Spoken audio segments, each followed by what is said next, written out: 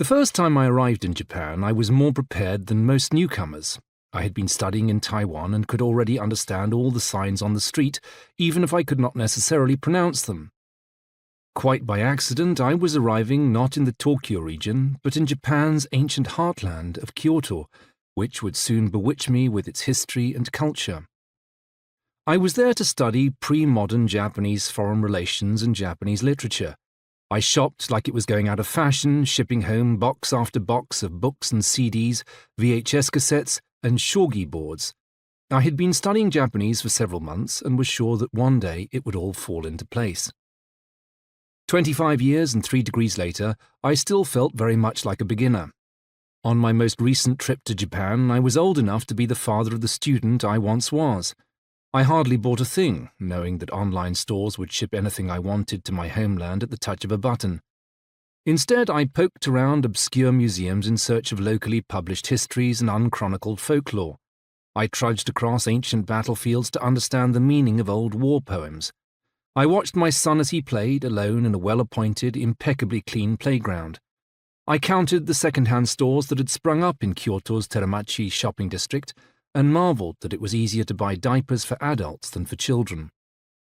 I dropped in on friends in Nagoya whose young son was taking part in a dragon dance, although there were so few children in the neighbourhood that their dragon looked more like a crocodile.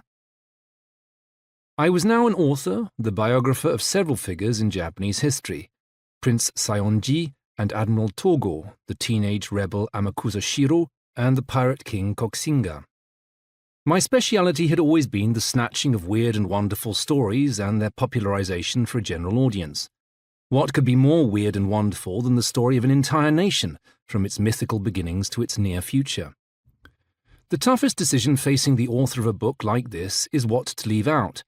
Tim Hannigan's Trailblazing, A Brief History of Indonesia, has set the tone and attitude for this series, and I have followed his template as closely as possible. Like him, I must face the impossibility of a story that spans millions of years with a cast of thousands somehow hitting the high points without dumbing down or talking up.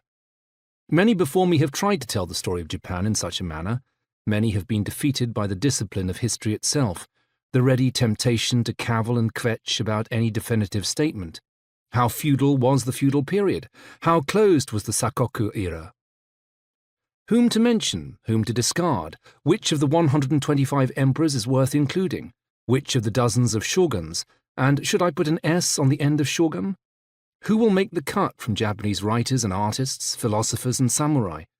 When others have written entire books about the subjects of single pages, even single lines, the task is daunting.